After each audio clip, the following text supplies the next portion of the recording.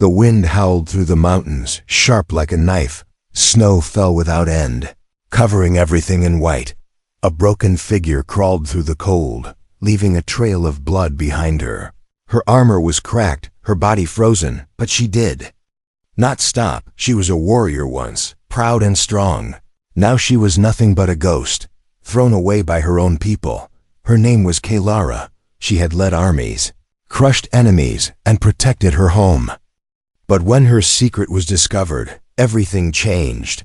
She had not chosen to be different, born with mixed blood, part human and part alien. To her kind, that was a crime, a shame, a curse. So her own squad betrayed her during a mission, shot her, and left her to die. She had survived the blast, just barely, and now she dragged herself through the snow, hoping for something, anything. Her vision blurred, her skin turning pale from the cold.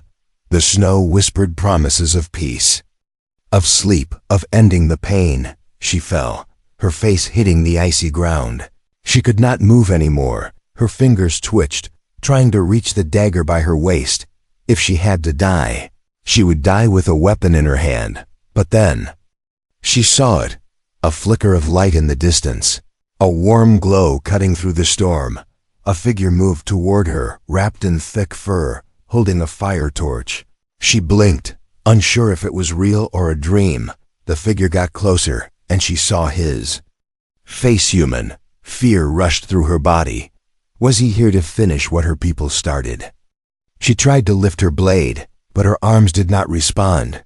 The human knelt beside her, his breath visible in the cold air. "Easy," he said softly.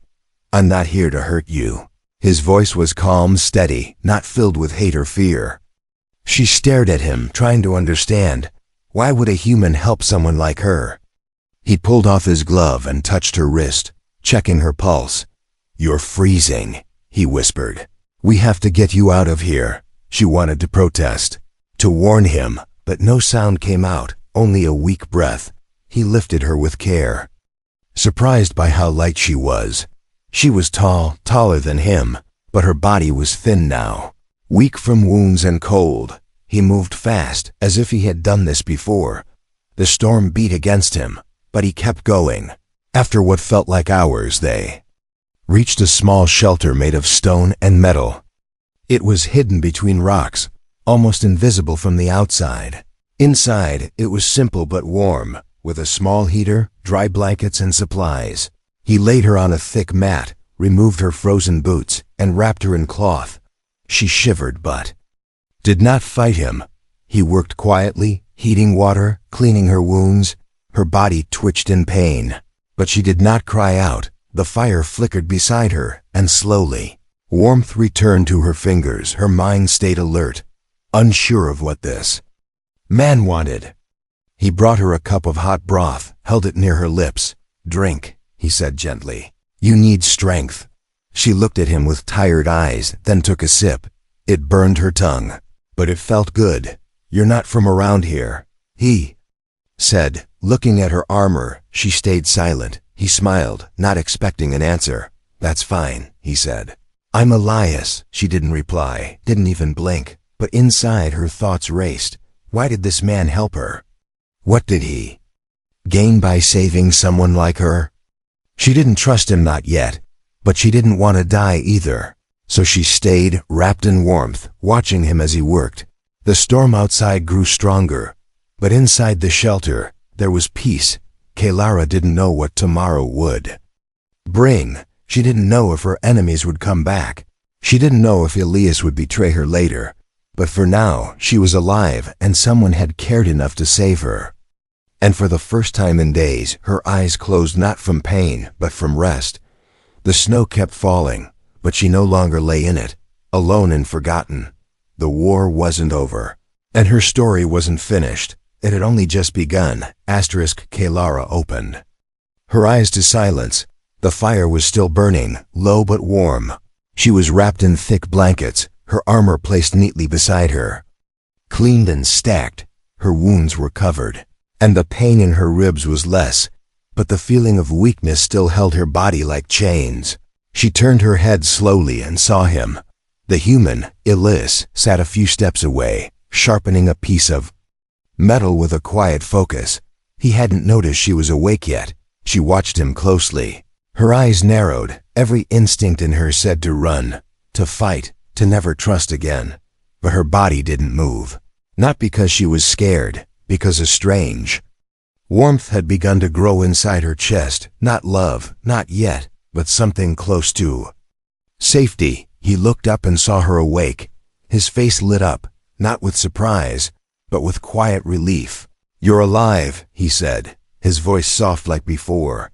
"You slept for 2 days." She blinked once, showing she understood, but she didn't speak, not because she couldn't, but because she didn't want to give him anything. Not even a word. He had helped her, yes, but she had learned the hard way trust can be deadly. He walked over and placed a small bowl of warm food near her. "I don't know what your kind eats," he said, "but this won't kill you." She eyed the bowl carefully, sniffed it, then slowly took a bite. It was simple broth and cooked root plants, but it felt like the richest food she'd ever tasted. Elias didn't ask questions, not yet. He just sat beside the fire and hummed softly to himself. Time passed, and the storm outside howled again. But inside, the cabin held peace that neither of them expected. That night, when she thought he was asleep, Kaylara slowly sat up. Her muscles ached, but they obeyed her command. She moved like a shadow, reaching for her blade. Her fingers wrapped around the handle, and for a moment, her breathing stopped. She stepped toward the door, her eyes scanning every corner. The human didn't move, didn't speak. But just as she reached the exit, his voice called out calm and steady, "If you leave now, you won't make it 2 miles." She froze, her back to him. "You still have fever," he said. "Your leg wound isn't healed."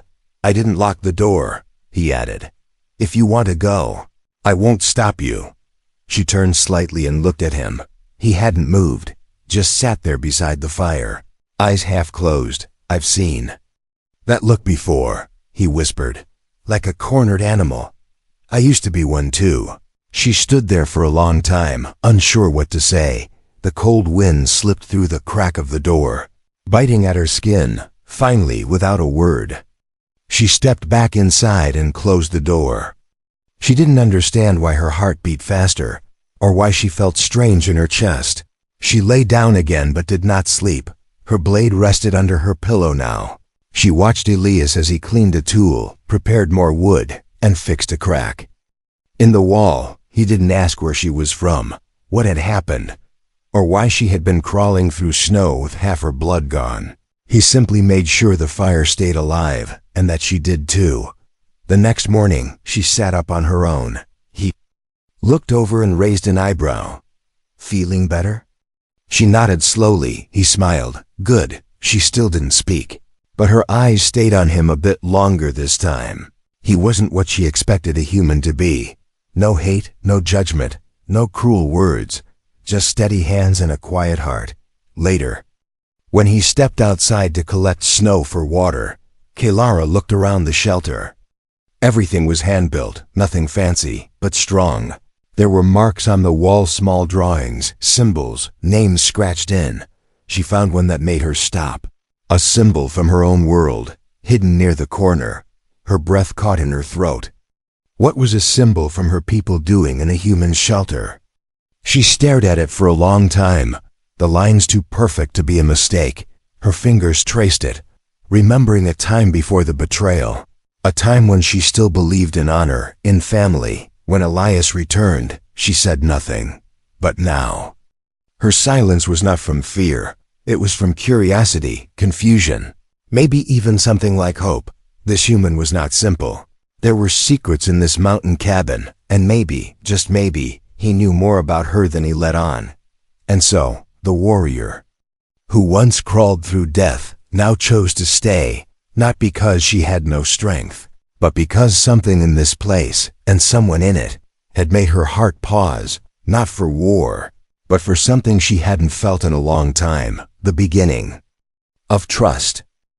The days were quiet, but not peaceful. Kaylara still did not speak. Elias never pushed her, But he noticed everything. Her sharp eyes, the way her hand never stayed far from her knife, the way she flinched at certain sounds like a ship overhead, or the hiss of steam. She watched him too. She didn't trust easily, but she studied every move he made. He never locked anything, never asked questions, never stared too long. He cooked, cleaned, and sometimes hummed old songs that had no meaning to her. And every night, he placed an extra blanket near her without a word. But Elias could feel it. A weight hanging in the air between them. Something she wasn't saying. Something heavy and full of pain. One afternoon, she stood outside the cabin. Her arms crossed, snow covered the ground, but the wind had calmed. Elias stepped out beside her, holding 2 cups of hot drink. He offered her one without speaking. And she took it, slowly. They stood side by side, staring at the wide, empty land. "You've seen war," he said, breaking the silence. She didn't answer. "But not like most people," he added. "You carry it like it never left." Her eyes narrowed. Elias didn't turn to look at her, just took a slow sip. "I used to be a soldier too," he continued. "Not proud of it, but I survived. I ran from everything after it ended." Still, she said nothing, but her grip on the cup tightened, her fingers shaking just a little. "You don't have to tell me your story," Elias said. "But I know you're not just some lost traveler." She looked down at the snow. Inside, her chest felt tight, like she couldn't breathe. No one had ever said it like that before, not with calm, not without judgment. That night, Elias carved something into the wall, a strange shape, one Kalara had seen before, an old human military symbol. He didn't say what it meant, but he traced it like it mattered. Kalara watched him, sitting on her mat with a quiet stare. She didn't know what it was about him. He wasn't strong like her, or fast, but he was steady. Like the earth, she couldn't sleep, so she walked around the small cabin while Elias rested. She touched the books he kept, even though she couldn't read them. She looked through a box of photos and drawings, old memories, most faded, but one caught her eye. A photo of Elias, younger, standing with 3 other soldiers, and one of them was not human. Her heart stopped for a moment. She knew that armor, that face. The alien in the photo was from her world, but he was smiling next to Elias, not fighting him. She put the photo back quickly and returned to her mat. Her mind spun with questions. Was Elias lying? Was this part of some trick? Or had he once known someone like her? In the morning, Elias acted as if nothing had changed. He made breakfast, repaired the heater, and whistled an old tune. But Kalara's thoughts were no longer still. The more she stayed, the more the past pulled at her chest. Elias saw her look linger on the photo later that day. "You knew him?" he asked simply. Kalara's head turned slowly toward him, her mouth opened slightly. But no sound came out. Elias nodded. "He saved my life once. He took a shot meant for me. He said something I never forgot." Elias paused, then whispered. He said, "Even in war, some lives are still worth saving." Kalara's breath shook. She remembered that line. It was something only a few warriors were ever taught. It was part of the old code, the one her people had tried to erase. She wanted to speak, to say something, but she had spent so long keeping her truth locked inside. Words felt like chains, heavy and hard to lift. Elias didn't ask again. He simply left the photo where she could see it, and went back to work. That night, Kalara sat by the fire longer than usual. Her eyes stayed on the flame, and slowly she whispered one word, the first she had spoken since arriving. "Kalara." Elias looked up, surprised but calm. He smiled, not asking for more, just nodded once. "Nice to meet you, Kalara," he said, his voice warm. She said nothing else that night, but the silence between them had changed. It was no longer a wall, it was a bridge slowly being built. She still had secrets, deep and dangerous ones, but something inside her was starting to shift. Something soft and quiet, like a seed under snow, waiting for the right moment to grow. And Elias, the quiet human who asked for nothing, was the first warmth she had felt in a very long time. The wind had gone quiet, The mountains stood still, as if holding their breath. Inside the cabin, Kaylara sat near the fire, sharpening her blade. Her body had healed mostly, but the weight in her chest remained. Elias was out gathering supplies, leaving her alone for the first time in days. The silence made her uneasy. She kept glancing at the door, feeling a pressure she couldn't name. Her fingers twitched, her instincts buzzing like they used to. Before battle, she stood up and checked the window. Snow had stopped falling, the sky clear. But something was wrong. Too quiet, too calm. That's when she heard its soft footsteps crunching snow. Slow and careful, she crouched low, moving to the back of the room. Her hand gripped the blade tightly. Then she heard voices, not human ones, cold, sharp, clicking with a language she knew too well. Her blood froze. They had come, the same squad. That left her for dead. She moved like a shadow, grabbed her armor, pulled it on fast. Her pulse beat like a drum, not from fear, but from readiness. They would not finish her this time. She was not the broken girl they had abandoned in the snow. The door creaked open slowly. 3 tall figures stepped in, weapons raised. Their black armor shimmered with the same symbol she once wore on her chest. Her old team, the first one spoke. "You should have died, Kaylara," the second added. "You've shamed your bloodline enough." The third raised a blaster. "This time, we end it properly." Kaylara didn't reply. She crouched and launched. Forward like lightning, her blade met armor with a sharp crack. One soldier fell back, wounded but alive. The other 2 rushed her, but she moved faster. She dodged, and struck with rage held in for too long. Her body remembered the old training, but now it was fueled by something new. The will to live, not for pride, not for duty, but because she had something to protect now. A sudden shout came from behind them. Elias, breathless, holding a wooden spear. They turned toward him, guns raised. Kaylara's heart jumped. "No," she whispered, but too late. The soldier fired, and Elias fell back with a cry.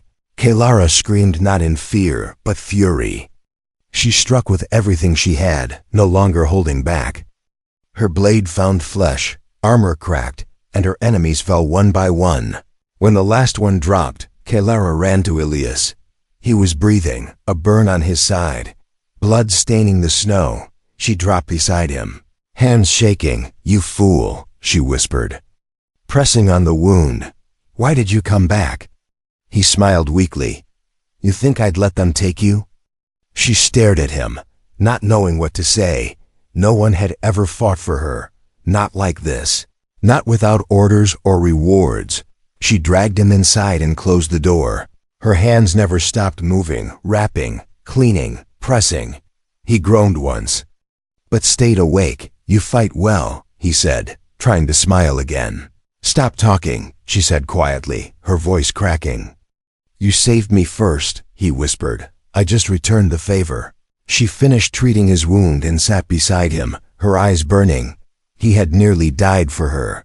A half-blood alien warrior, hunted by her own kind. And yet this human, this soft, strange, stubborn man chose to protect her. The fire flickered beside them. Elias slowly drifted into sleep, his breathing deep and steady. Kaylara sat there, her blade beside her. Her eyes locked on the door. If more came, she would be ready. But now, she had something greater than vengeance. She had someone worth standing for. Outside, the snow began to fall again. But this time, it did not feel cold, not while she guarded the man who had bled to protect her, not while the fire of something new burned quietly in her heart.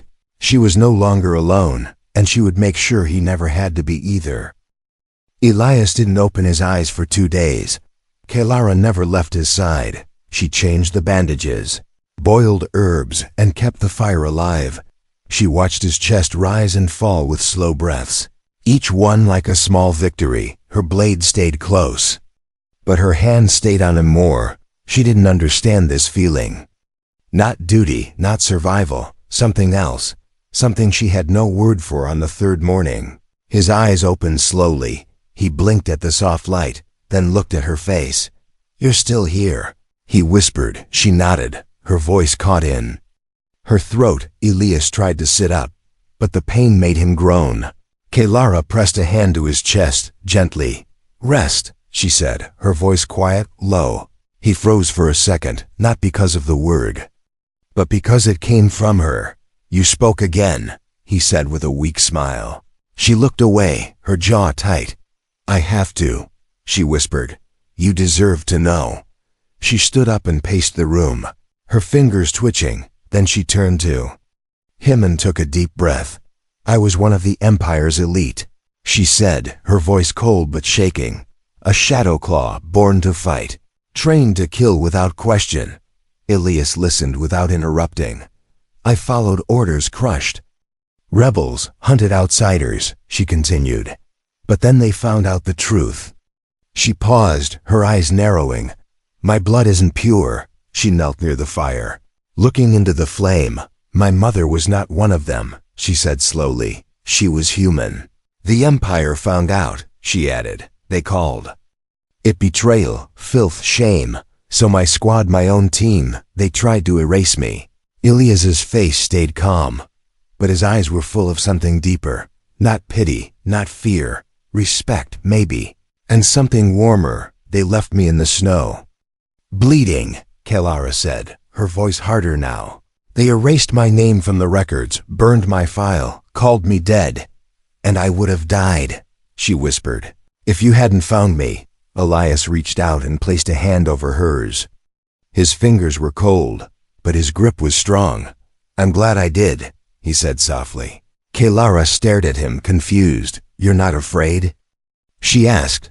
"I've been afraid of many things," he said, "but not of you." She wanted to look away, to keep her wall up, but something cracked inside her chest. "You should hate me," she said. "I'm part of the Empire. I'm part of what hurt your people." Elias leaned back, wincing from pain. "I've seen war from both sides," he said, "and I've seen monsters in every color. But I've also seen kindness," he added, "and right now, you're the bravest person I know." Kelara didn't answer, but her eyes glistened with something she hadn't felt in years. She wasn't just a soldier or a half-blood. She was something else now. That night, they sat by the fire, closer than ever before. She shared stories of her training, the cruel tests she endured. He told her of his lost unit, the friends buried on distant planets. They spoke of pain and silence, of being forgotten. And somehow, it made them feel less alone. Kelara took off her armor for the first time fully. Underneath, scars ran along her arms, marks from blades, burns and betrayals. She thought Elias would look away, but instead, he traced one scar gently with his finger. "You survived this," he said. "All of this." She nodded, her throat dry. "You don't have to carry it alone anymore," he said. "I want to stand beside you." Her breath caught. No one had ever said that to her. Not a commander, not a comrade. But this human did after nearly dying for her. She reached out and touched his cheek. Her fingers trembling, he leaned into her hand. Eyes closed. In that moment, there were no species, no wars, no bloodlines. Just two broken souls who had found each other in a world that wanted them gone. Outside, the wind picked up again. But this time, Kelara didn't flinch. She had told her truth. And he had stayed. And for her, that changed everything. Asterisk, the sky turned red before they even heard the engines. Kelara stepped out of the cabin and looked up, her eyes narrowing. The clouds were burning. Not from sunset, but from ships. Dark shapes cutting through the sky like knives. She didn't need to guess. They had returned, and this time, they didn't send a small squad. Elias limped to the doorway, still weak but standing. He looked at her face and didn't ask questions. He knew what that look meant. War was coming, and it wasn't going to wait. Kelara didn't speak. She didn't panic. She simply picked up her armor and started strapping it on. She moved like a soldier again, fast, sharp, focused. But something had changed in her eyes. She wasn't just preparing for a fight. She was protecting something. Not her name, not her honor, but Elias, the one soul who made her feel alive again. He placed a hand on her shoulder. "You don't have to do this alone," he said. She turned to him, then handed him a small blaster. "This time," she whispered, "we fight together." The first blast hit the mountainside, shaking the ground. Dust fell from the roof, and the fire flickered. She helped Elias move supplies, sealed the door, and checked every weapon. She had been hunted before, but never with someone she refused to lose. Outside, enemy boots landed in the snow. 6 figures, armored, faceless, holding plasma rifles, and behind them, a new threat, an officer, not just any soldier. She recognized him, Commander Vake, the one who had trained her, the one who had given the kill order on her life. He stepped forward and spoke through a voice amp. "Kaylara," he said coldly, "you've shamed your blood and spilled your squad's blood. You will surrender the human and come with us, or we burn everything down." Kaylara stepped outside slowly, the snow crunching beneath her boots. Elias tried to follow, but she raised her hand. "Stay hidden," she said firmly. "If I fall, then you run." He didn't like it, but he obeyed. Inside, he watched her through a small crack in the wall. Her back was straight, her stance unshaken.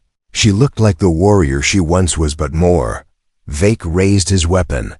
"Last warning." Kaylara lifted her chin. "You trained me too well to believe I'd beg." And then the fight began. Blasters lit the snow like thunder.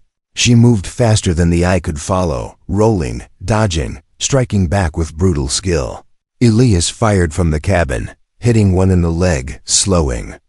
Another, but they kept coming. More dropping from the sky with each passing second. Kaylara fought with fury and purpose. She wasn't just surviving. She was claiming her place in a world that had erased her.